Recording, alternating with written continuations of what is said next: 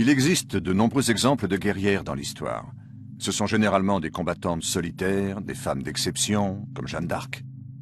Mais les Grecs de l'Antiquité parlent d'un peuple entier de femmes soldats, organisés en une société matriarcale, qu'ils appellent les Amazones. Ces femmes combattent aux côtés des Troyens, et Achille s'éprend de leur reine, Penthésile, au moment où il la terrasse sur le champ de bataille. Aujourd'hui, on se querelle pour savoir si ces figures mythologiques ont réellement existé.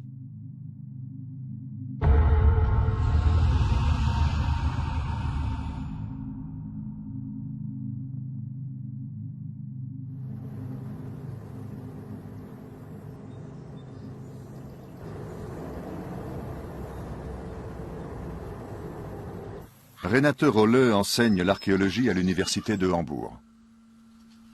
Elle est à l'origine du regain d'intérêt pour les Amazones dans les années 1980.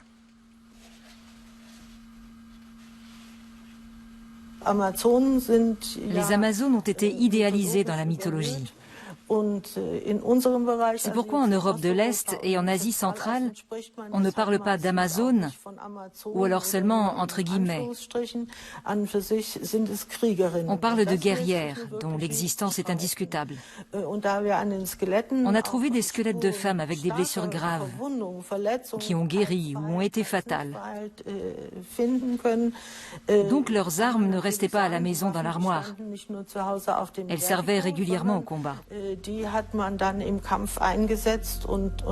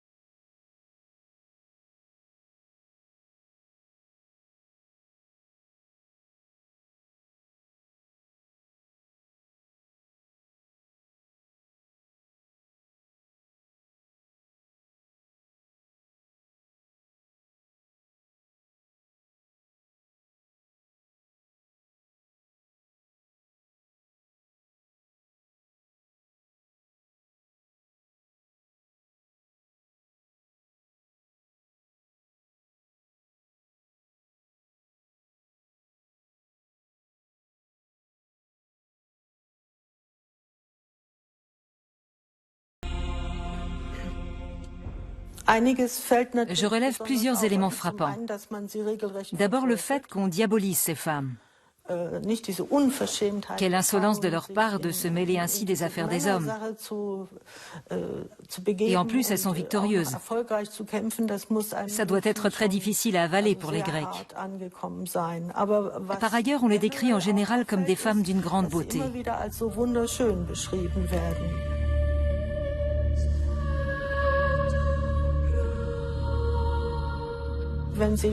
Achille frémit devant tant de beauté. Pour les Grecs, les pentathlètes répondent parfaitement au canon de la beauté de l'époque. Le pentathlon antique est une épreuve sportive extrême, qui donne des corps minces et musclés. Aujourd'hui, on voit ce type de corps chez les cavalières d'endurance, ou les pentathlètes modernes, qui correspondent tout à fait au modèle antique de la beauté. Den Fünfkämpferinnen, und das entspricht ja durchaus diesem antiken Vorbild.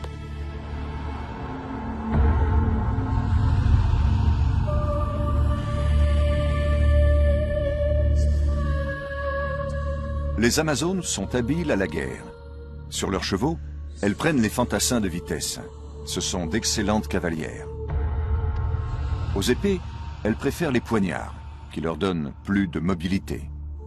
Et pour leurs flèches, elles n'utilisent pas des pointes plates, mais des pointes triangulaires munies d'un crochet.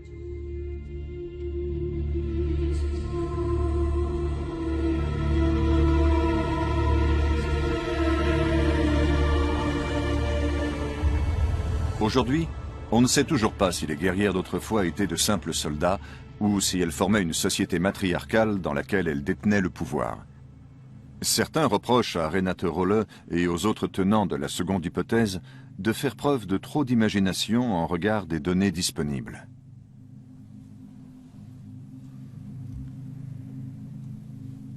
Florian Knaus dirige les collections nationales d'antiquités et la Glyptothèque de Munich. Les statues qui sont exposées dans ce musée inspirent diverses hypothèses sur la vie et les combats des Amazones. Les Amazones sont un produit de l'imagination des hommes grecs. Homère en parle dès le 8e siècle avant notre ère. Mais les Amazones, telles qu'il les décrit, n'ont jamais existé. Et elles n'ont pas de modèle dans la réalité. Il imagine un monde opposé au monde réel de l'Antiquité. Les Grecs se sont battus avec de nombreuses figures mythologiques qu'on n'imagine pas avoir existé, par exemple les centaures. Se battre contre une femme, c'est la situation la plus absurde qu'un Grec puisse imaginer.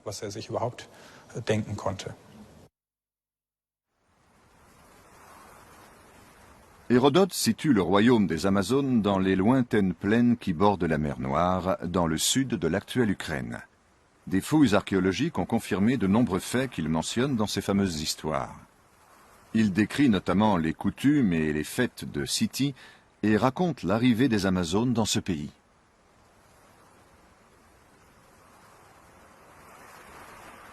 Les méthodes modernes d'exploration archéologique vont-elles permettre de trancher la question de l'existence des Amazones ?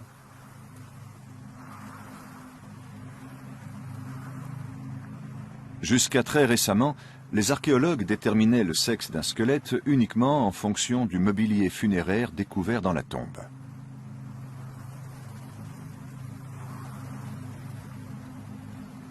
Ils ne prenaient pas l'avis d'autres spécialistes.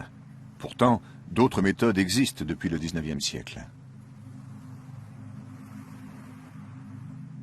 Ja, ich hatte meine Dissertation in Deutschland ja geschrieben. Und Quand j'ai rédigé ma thèse sur les rites et l'architecture funéraire,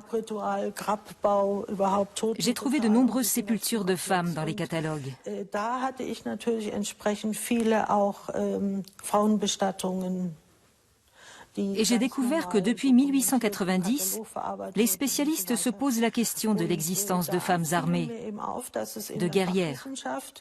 Eigentlich schon seit 1890 etwa die Diskussion gab, ob es bewaffnete Frauen. Or, dès cette époque, le comte Bobrinsky, un célèbre archéologue russe, établit avec l'aide d'un médecin qu'il y a bien eu des guerrières. Mit Hilfe eines Mediziners eigentlich schon am Ende des 19. Jahrhunderts geklärt, es gibt solche Kriegerinnen.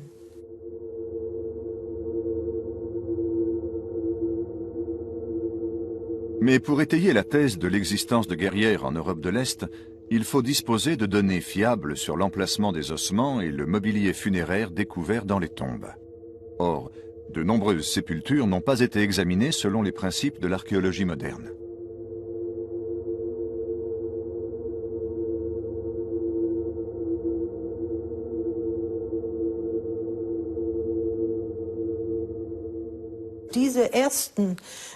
Les premières tombes de femmes découvertes à la fin du XIXe siècle étaient les plus sensationnelles. On y constatait des différences avec les sépultures d'hommes. Mais comme dans les tombes d'hommes, il y avait des armes dans ces tombes de femmes. Des épées, des lances, des pointes, etc.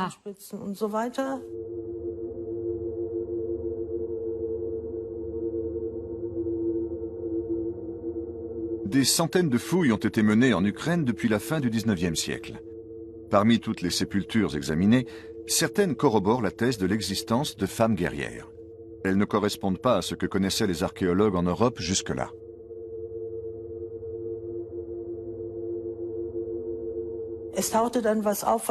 Les archéologues ont parlé d'inventaire mélangé. On considère qu'une tombe contenant des bijoux est une tombe de femme et qu'une tombe contenant des armes est une tombe d'homme. Mais c'est une conception erronée, bien sûr.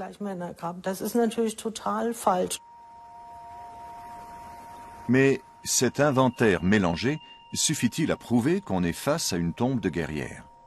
Les armes pourraient tout aussi bien représenter un mari absent qui n'a pas pu être inhumé auprès de sa femme.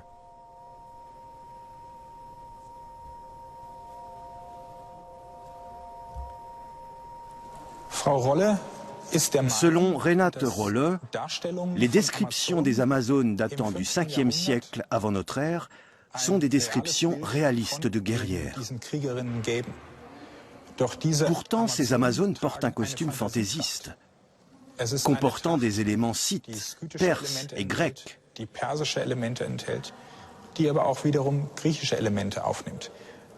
Autrement dit, elles se battent avec un équipement orientaliste qu'aucun adversaire des Grecs n'a jamais porté tel quel.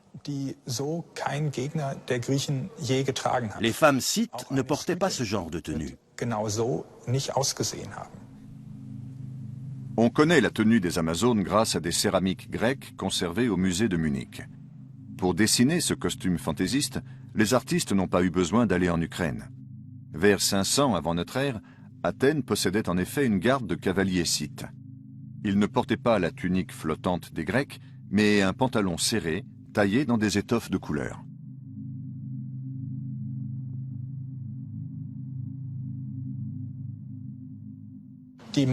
La plupart des représentations d'Amazones arrivées jusqu'à nous figurent sur des céramiques grecques, en particulier attiques.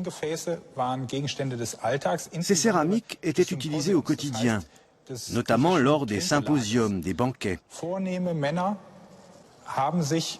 Ces banquets rassemblent des hommes de qualité qui boivent du vin à même ces céramiques ou qui s'en servent comme cruches. Elles sont ornées de scènes généralement mythologiques destinées à inspirer les conversations. Et quel meilleur sujet de conversation qu'une fable passionnante?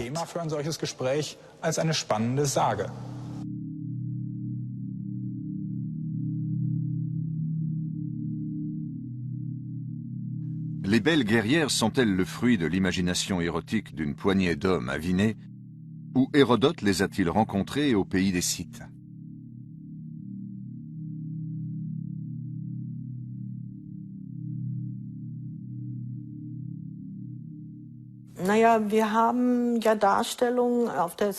Les représentations qu'on voit sur les céramiques grecques rouges et noires montrent des Amazones qui portent des vêtements d'hommes. Apparemment, les Grecs ont rencontré des Scythes en Grèce même.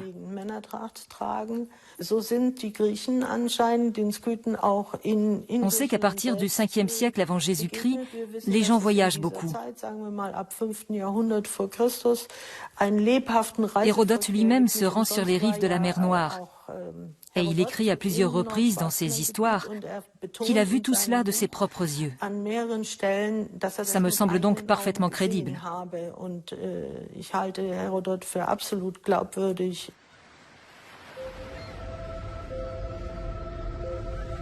Lorsque les Grecs eurent combattu les Amazones et qu'ils eurent remporté la victoire sur les bords du Thermodon, on raconte qu'ils emmenèrent avec eux, dans 3 vaisseaux, toutes celles qu'ils avaient pu faire prisonnières. Lorsqu'on fut en pleine mer, elles attaquèrent leurs vainqueurs et les taillèrent en pièces. Puis, elles se laissèrent aller au gré des vents et abordèrent au pays des Scythes libres, où elles s'unirent à de jeunes hommes. Mais elles leur dirent « Nous ne pourrions pas demeurer avec les femmes de votre pays.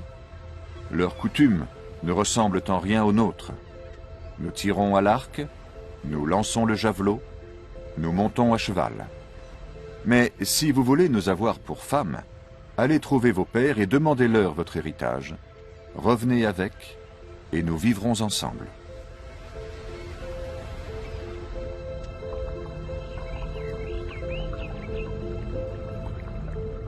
La société scythe n'est pas organisée comme la société grecque. Les Scythes sont des éleveurs nomades qui se déplacent de pâturage en pâturage.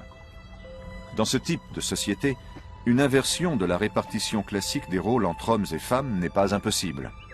Les femmes nomades ont sans doute plus de liberté que les femmes sédentaires, et on pourrait imaginer que l'une d'elles dirige le peuple.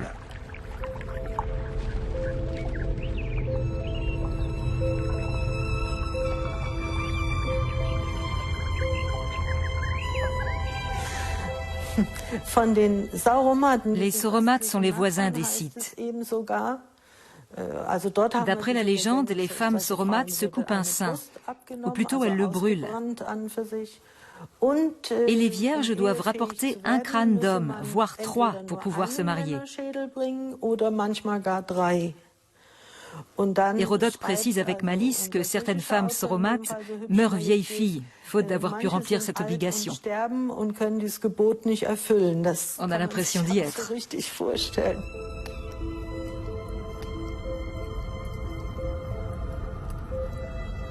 Nous ne sommes pas qu'une légende. Nous risquons notre vie sans hésiter pour nous protéger et aussi éviter qu'on prenne notre cheptel. Nous chassons, nous nous occupons de tout, des enfants comme des bêtes. Nous conduisons les troupes. Nous sommes expertes dans l'art de manier toutes les armes, le poignard et l'épée, mais également la hache, la lance et surtout l'arc. Nous combattons seuls ou aux côtés des hommes. Nos ennemis, ils nous admirent et nous craignent. Nous sommes une chose et son contraire. Von den Sauromaten heißt es in den Schriftquellen, dass sie besonders amazonenfreundlich gewesen wären und dass die ersten. D'après les textes, les Sauromates ont accordé l'hospitalité aux Amazones. Les premières Amazones sont nées de l'union d'éphèbes scythes et de belles guerrières, qui ont fondé ensemble leur propre communauté parmi les Sauromates.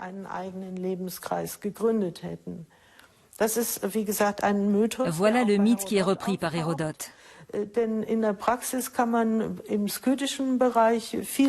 Dans les faits, on a découvert beaucoup plus de tombes de guerrières en territoire scythe qu'en territoire sauromate, même si on en trouve de plus en plus sur ce territoire.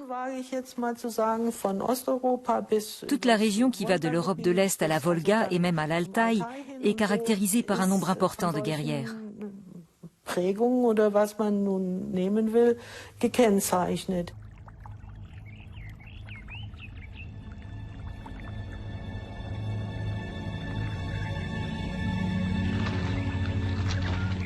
Dans les campagnes, où l'on ne bénéficie pas de la même protection qu'en ville, les femmes doivent être capables de se défendre et de protéger leurs troupeaux.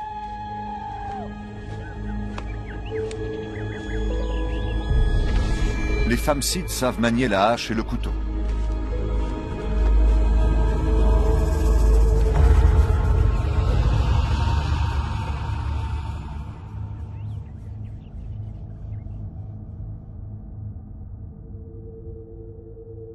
À Tchertomlik, en Ukraine, un roi scythe a été enseveli sous un kurgan, un tumulus.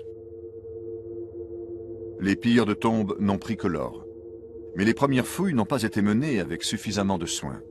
Aussi a-t-on rouvert un chantier à la fin des années 1980. Des crânes de chevaux ont été découverts autour du tumulus. D'après Hérodote, des cavaliers morts, fixés sur leur monture morte également, ont été placés en sentinelle autour du kurgan.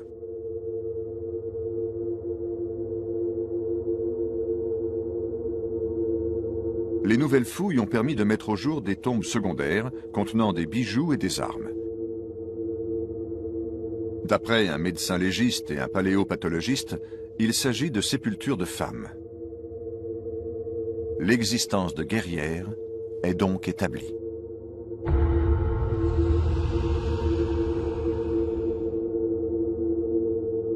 Mais quel était l'équipement de ces femmes soldats?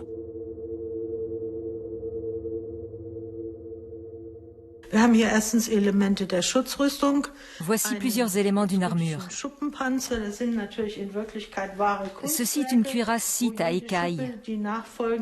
C'est une véritable œuvre d'art. Chaque écaille recouvre la précédente sur un tiers de sa surface. J'ai reproduit une partie de cette cuirasse avec des étudiants et nous avons tiré dessus avec une arme. La force de pénétration du projectile était énorme. D'autres expériences réalisées à Kiev ont montré que ces cuirasses étaient très élastiques et qu'elles arrêtaient aussi bien les projectiles lourds que les flèches.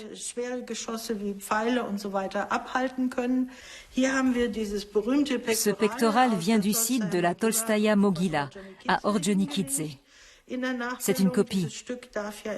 L'original ne peut plus quitter l'Ukraine. C'est un trésor national qui pèse près de 2 kilos. Il montre des scènes de la vie quotidienne des Scythes et de la vie dans l'au-delà. C'est une représentation du monde d'en bas et du monde d'en haut, séparés par ces bandes ornementales.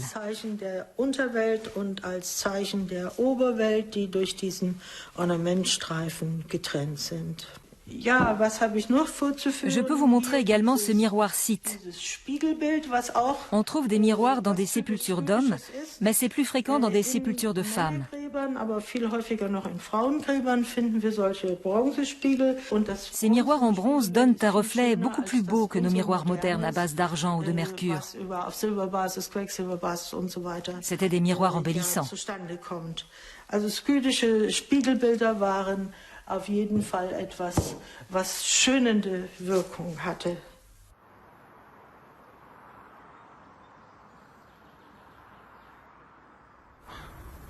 À la faculté de médecine de Göttingen, le professeur Michael Schultz examine les ossements de Czertomlik avec un équipement de pointe. Il a participé aux fouilles qui réunissaient des spécialistes de plusieurs disciplines, comme c'est l'usage maintenant.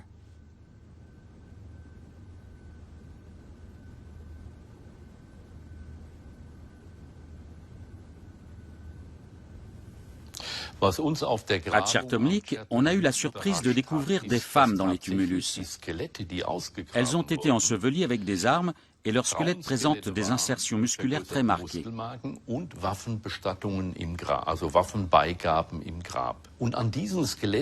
Comment examine-t-on ces squelettes et comment établit-on l'âge et le sexe du défunt? Eh bien, on étudie la constitution et les insertions musculaires. Si elles sont très marquées, cela signifie qu'il y a eu une sollicitation excessive des muscles, qui peut correspondre à l'utilisation répétée d'une arme, par exemple, ou à une activité de cavalier. On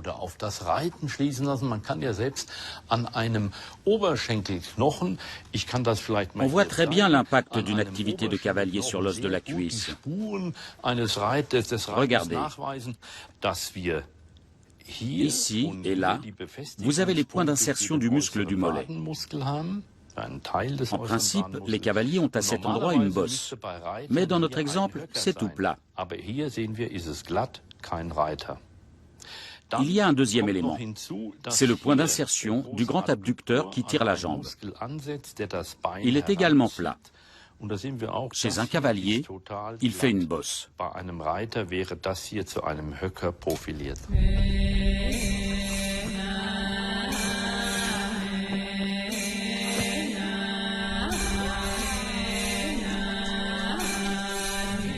L'examen d'un crâne peut-il aussi fournir des indications sur l'arme qui a donné la mort? Ce crâne présente deux marques très distinctes de coups portés avec une lame. On voit un coup sur l'arrière de la tête. L'homme s'enfuyait sans doute.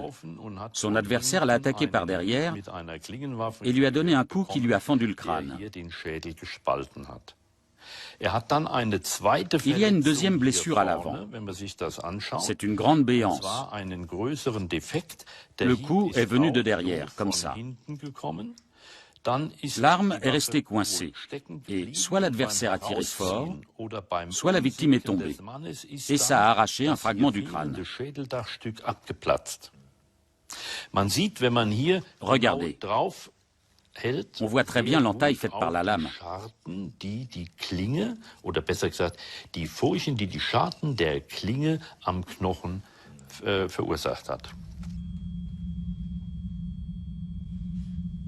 L'examen des squelettes fournit de nombreuses informations sur la vie des défunts. Michael Schultz peut même trouver des traces de maladies.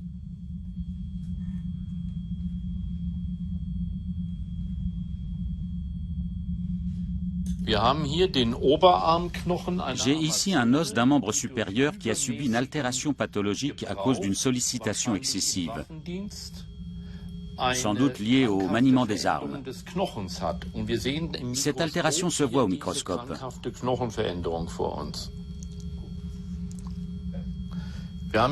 J'examine une lame mince d'un os provenant du bras d'une Amazone découverte à Akallara en Sibérie. L'os a subi des contraintes excessives du vivant de la personne. C'est invisible avec un éclairage normal, mais avec une lumière polarisée, on voit que les ostéones sont altérées. Les ostéones sont ces unités de base de l'os, de forme cylindrique qu'on voit ici. On le voit encore mieux quand on met un compensateur, un filtre rouge de premier ordre.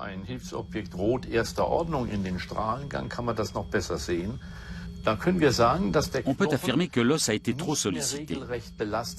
Il a subi une lésion due à un claquage du muscle et du tendon. Ça faisait mal et l'Amazone ne pouvait plus utiliser son bras, ce qui a conduit à une atrophie. Le tissu osseux s'est altéré et atrophié. Also eines Schwundes und Umbaus des Knochengewebes aufgrund von Nichtbelastung gekommen ist. On va examiner tout cela sur les squelettes des Amazones à Kiev. On a trouvé récemment un 5e squelette complet, avec son crâne. On va regarder d'abord si c'est une femme, puis si c'est une guerrière. Si les insertions musculaires du bras et de la jambe indiquent une activité de guerrière et de cavalière.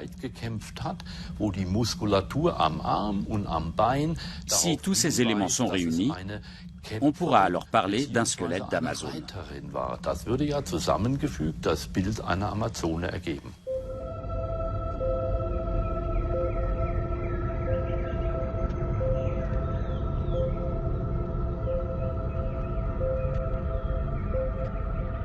Comment étaient formées les Amazones?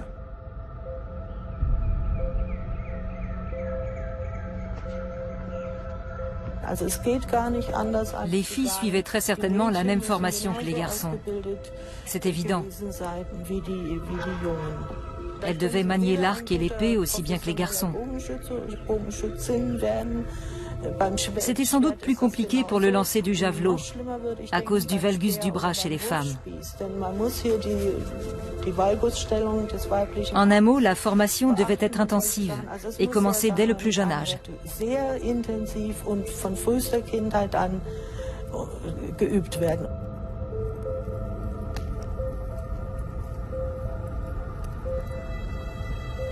À quoi ressemblait la vie quotidienne des guerrières de Scythie?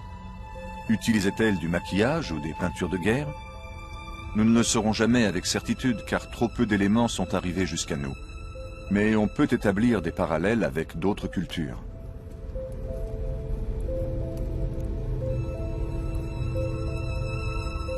En Sibérie, par exemple, vivaient aussi des guerrières nomades. Or, on a retrouvé des corps conservés dans le permafrost et certains avaient la peau tatouée. On peut donc imaginer que les guerrières de Sibérie étaient elles aussi tatouées.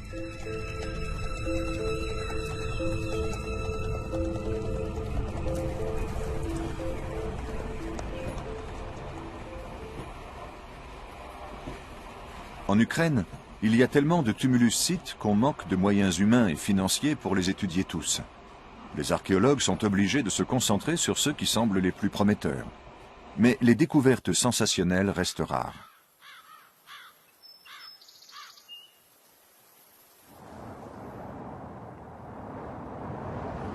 Michael Schultz vient à Kiev avec un rêve, établir l'existence des Amazones. Les vestiges découverts dans les tumulus-sites sont tous conservés à l'Académie des sciences de Kiev. Cette coiffe de femme provient du Kurgan de Chertomlik. Tous ces ornements sont en or massif.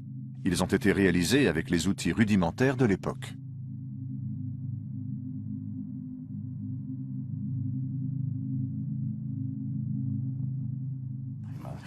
D'où vient le squelette du milieu? Il est parfaitement conservé, il y a même le crâne. C'est un nouveau squelette qui provient du chantier Mi-84. Qui se trouve où?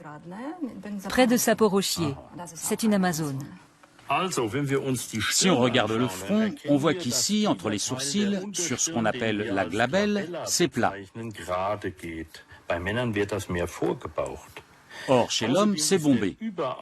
Pareil pour l'arcade sourcilière, qui est plate et non bombée, comme chez l'homme.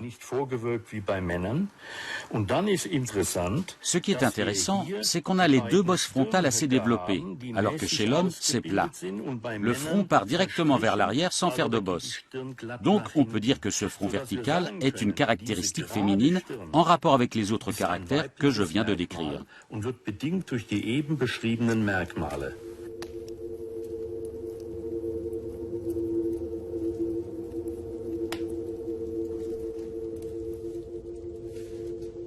Nos flèches sont empoisonnées selon un procédé unique.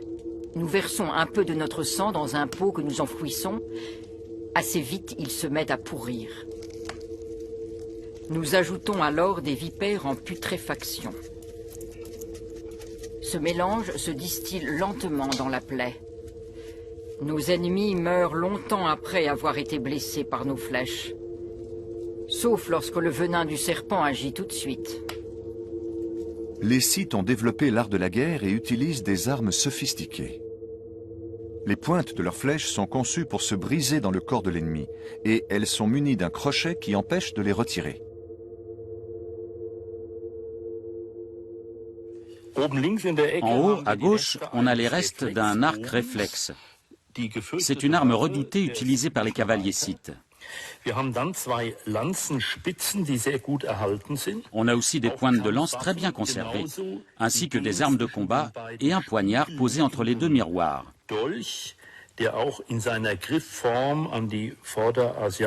La forme de son manche rappelle la culture moyenne-orientale de l'époque. On a aussi un assortiment de diverses pointes de flèches. Les bords étaient aiguisés comme des couteaux et pouvaient transpercer une cotte de maille.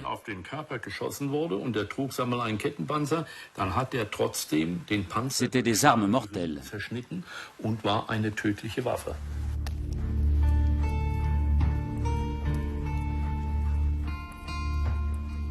Les Amazones avaient-elles des rites particuliers? Renate Rolle ose une hypothèse. Les sœurs de sang, c'est une petite hypothèse personnelle. C'est une pure spéculation. Mais on connaît bien le principe des frères de sang chez les hommes. Ça a été abondamment décrit et ça pourrait très bien exister aussi chez les femmes. Je ne vois pas pourquoi les Amazones n'auraient pas pratiqué des rites qui existaient chez les guerriers.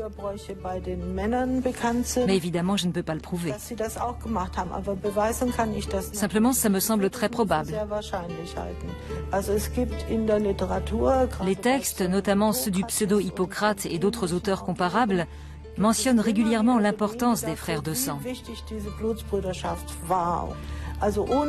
Sans ces liens, on n'allait pas loin à l'époque. Les guerriers devaient être liés par un réseau de fraternité de sang.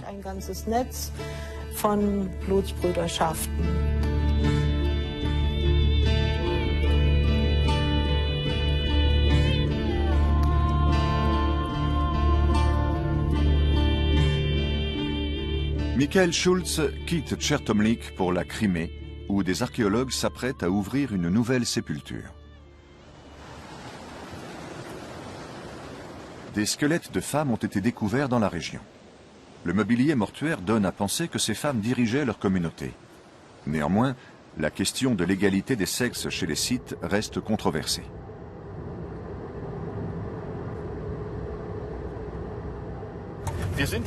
Nous nous rendons sur le chantier de fouilles de Denis Grechko, un collègue d'Alexandra Kozak de l'Académie des sciences de Kiev.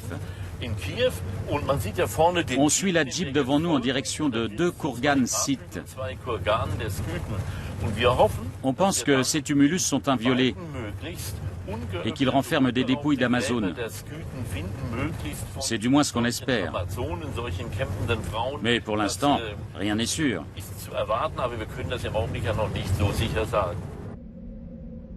Il faut être expert pour deviner que ce monticule de 9 mètres de haut n'est pas naturel. C'est un gros tas d'herbe qui cache un tombeau scythe. L'herbe était une matière précieuse pour les nomades scythes, car elle nourrissait leur bétail.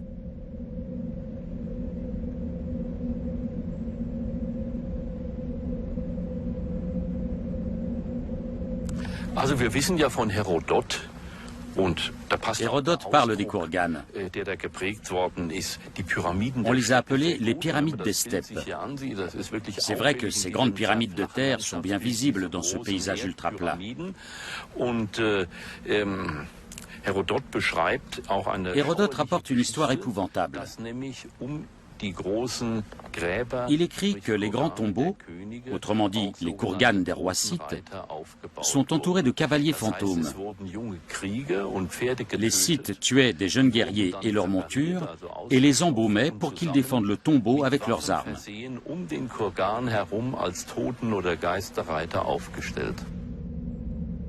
En général, on trouve plusieurs tombeaux formant une nécropole. Le plus important est au centre. Certains archéologues rêvent de découvrir une femme dans un Kourgan central. Cela bouleverserait les connaissances qu'on a sur la société scythe. Prenez les nécropoles. À l'époque, on a coutume d'ensevelir les morts sous un Kourgan, un tumulus. On remarque que les femmes ont droit elles aussi à un Kourgan. Dans quelques rares cas, on a trouvé 2 femmes armées dans un cimetière de Kourgan. Pour faire la part entre mythe et réalité, une équipe d'archéologues mène des fouilles sur la côte méridionale de l'Ukraine où Hérodote est venu. Si son récit sur les Amazones est vrai, c'est peut-être ici que les guerrières ont accosté.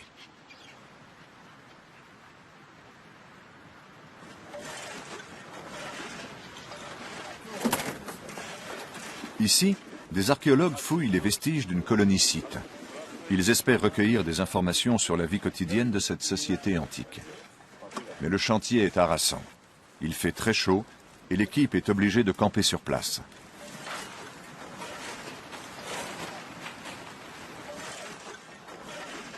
La tombe est en mauvais état.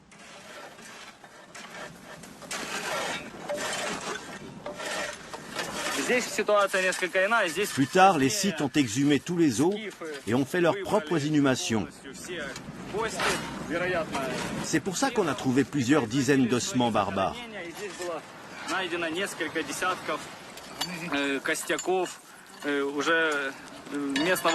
Ils enterraient plusieurs cadavres côte à côte. À l'enterrement suivant, ils poussaient les vieux ossements sous le mur et mettaient la nouvelle dépouille à la place. Des destructions postérieures compliquent la tâche des archéologues.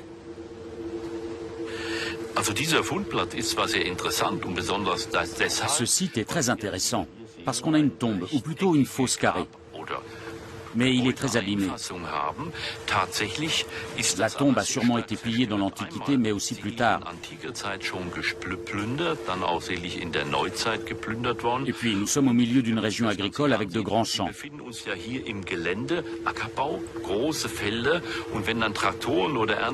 Si des tracteurs ou des machines sont passés ici de manière répétée au cours du siècle dernier, ils ont dû tout détruire. C'est d'ailleurs pour cela qu'on trouve ces pierres éparpillées un peu partout.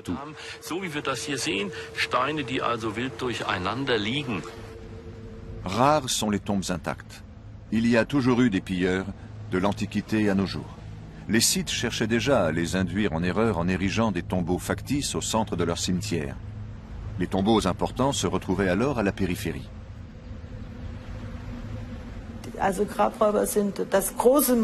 Les pilleurs sont le plus grand mal de ces steppes, où l'on voit les tumulus de loin. Bien sûr, ils savent que les tombes les plus importantes sont au centre. Ça se devine facilement. C'est pour ça que jusqu'à présent, on n'a pas trouvé de tombe intacte renfermant une femme.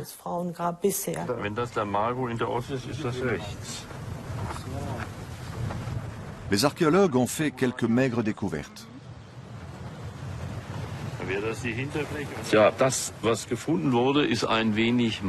On n'a pas trouvé grand-chose. 4 fragments de tibia. Fragmente, also Bruchstücke der Röhrenknochen vom Bein. On ne voit pas de traces d'ostéoporose, en tout cas à première vue. Il s'agissait donc sans doute d'un individu âgé de moins de 55 ans. Man muss wahrscheinlich davon ausgehen, dass es sich bei diesem Menschen ein Individuum gehandelt hat, das sicherlich nicht. On a aussi trouvé des bouts de céramique et des fragments d'ossements d'animaux. Keramikreste und Tierknochenreste gefunden haben. Ce qui tendrait à confirmer les écrits d'Hérodote qui racontent que les Scythes festoyaient sur les tombes de leurs morts, qu'ils y mangeaient et qu'ils y buvaient. Abgehalten wird, wo die Leute zusammensitzen und essen und trinken.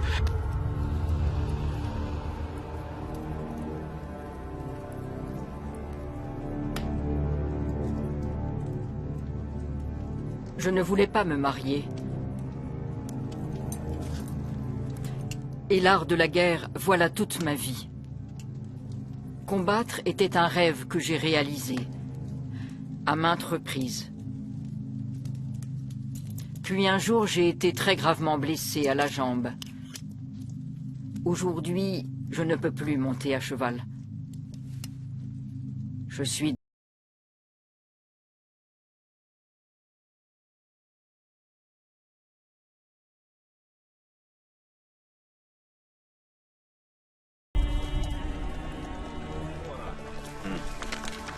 of the 4th, 3rd centuries BC.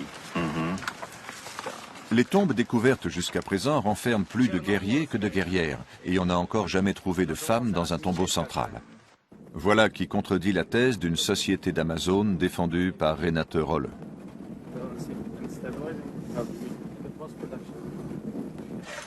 Sous le soleil, la glaise est devenue aussi dure que du béton. La fouille est difficile et, comme toute fouille, elle cause des destructions irrémédiables. C'est pourquoi les archéologues dessinent et photographient l'intérieur du tumulus après l'avoir ouvert en deux.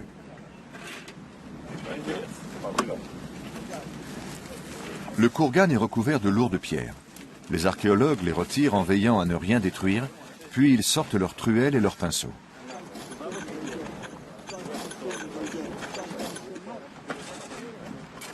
Ils progressent lentement vers ce qu'ils supposent être l'entrée de la chambre funéraire.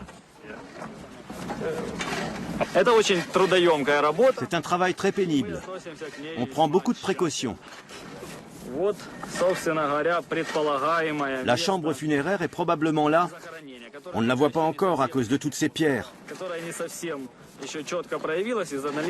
Mais on a terminé la première phase du chantier. Les archéologues découvrent quelques vestiges dans les couches supérieures du tumulus. Cela leur redonne espoir. Que vont-ils donc découvrir à l'intérieur?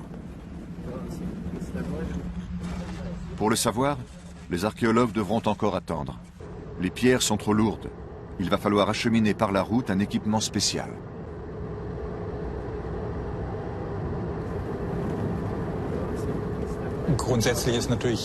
Bien évidemment, on ne peut jamais prévoir ce qu'on va trouver dans une tombe. C'est de la pure spéculation.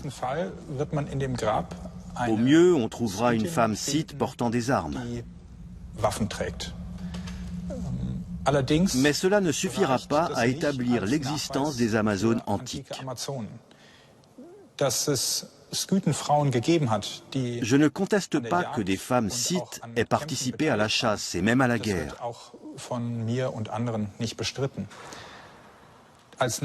Mais pour prouver l'existence d'une société d'Amazones, il faudrait que ces femmes aient été à la tête de leur communauté et que les hommes n'aient pas été leurs égaux.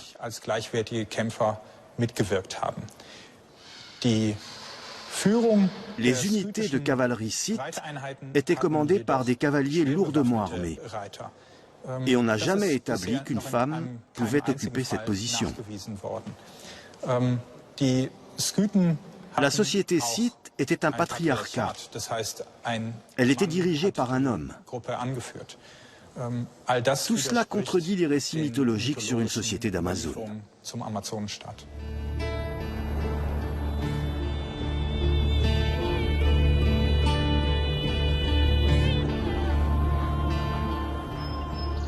Quelques semaines plus tard, nous sommes de retour à Kiev. Les fouilles de Denis Grechko ne sont pas terminées, mais certaines pièces ont déjà été envoyées à l'Académie des sciences pour être nettoyées et classées.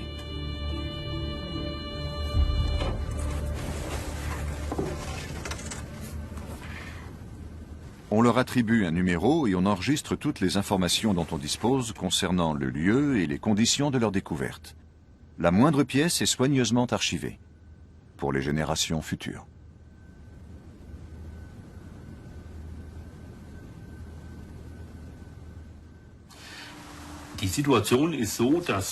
Prenez un bassin comme celui-ci, qui est presque complet.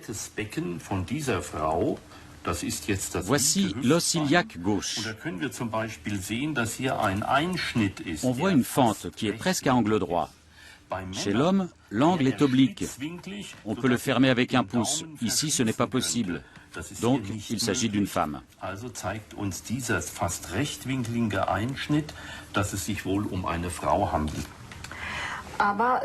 Mais elle a des points d'insertion musculaire très marqués. Elle a dû suivre un entraînement dès l'enfance. Sur ces deux molaires, à leur point de jonction, on voit une petite rigole en demi-cercle. Cela correspond à la trace d'une sonde qu'on a introduite ici et qu'on a bougée d'avant en arrière. On peut assimiler cette pratique à de l'hygiène dentaire. Chez les femmes scythes, c'est 4 ou 5 fois plus fréquent que chez les hommes.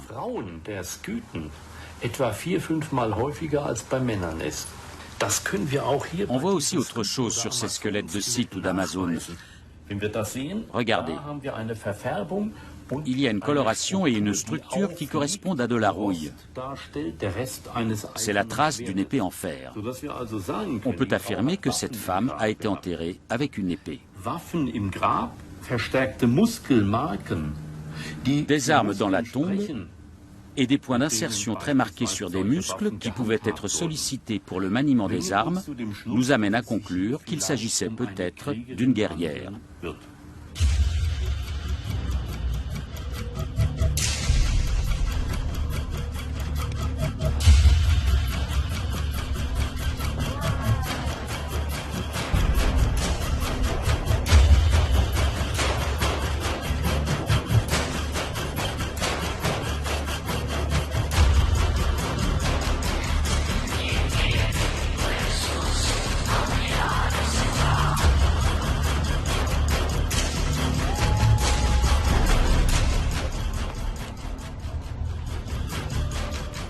L'existence de guerrières scythes est donc établie.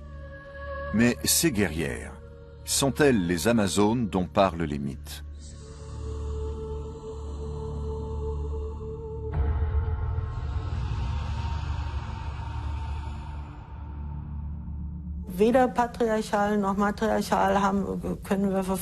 La société scythe n'est ni patriarcale ni matriarcale. Elle est organisée autrement. Pendant très longtemps, on a négligé la place des femmes. On a dit que les femmes guerrières avaient un rang inférieur aux hommes, qu'elles se battaient uniquement lorsque les hommes étaient en danger,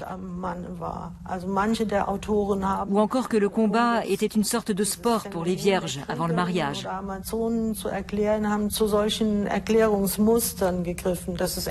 Mais c'est contredit par la découverte de femmes âgées qui ont été inhumées avec leurs armes et qui s'en étaient servies manifestement peu avant leur mort.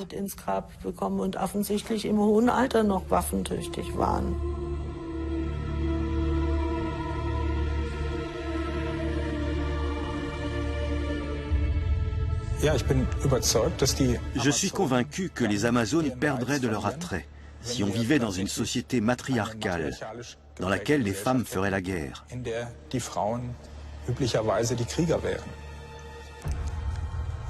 Lors de la Seconde Guerre mondiale, des centaines de milliers de femmes ont combattu au sein de l'armée rouge.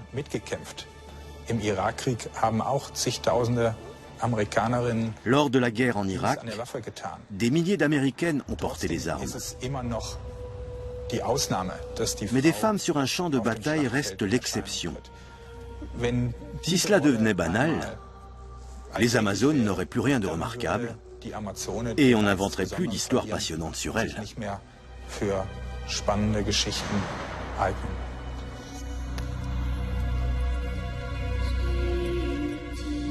Mais lorsque je me rappelle toutes ces années passées, alors j'éprouve de la fierté. Devant les victoires remportées, devant toute cette bravoure, devant cette nation de femmes d'exception.